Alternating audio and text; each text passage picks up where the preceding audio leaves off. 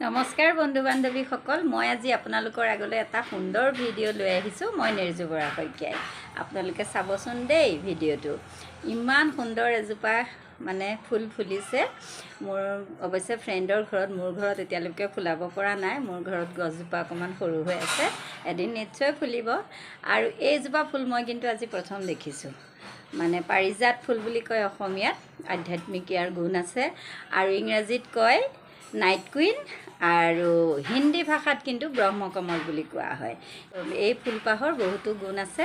গুণখিনি হৈছে এই আধ্যাত্মিক দিশত ক'বলৈ গ'লে ৰাতিৰ ভিতৰতে ফুলে আৰু ৰাতিপুৱালৈ লাহে লাহে মৰহি যায়। গতিকে যোৱাকালি মই প্ৰথম এইজোপা ফুল এনেধৰণে দেখিলোঁ। ৰাতি 11টালৈকে মই ভিডিঅ'টো কৰিলোঁ।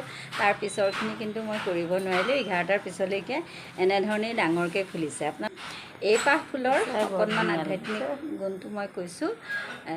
নাৰদে শ্ৰীকৃষ্ণৰ হাতত এই পাহ ফুল আনি গছজোপা দিছিলহি পাহাৰৰ পৰা বোলে।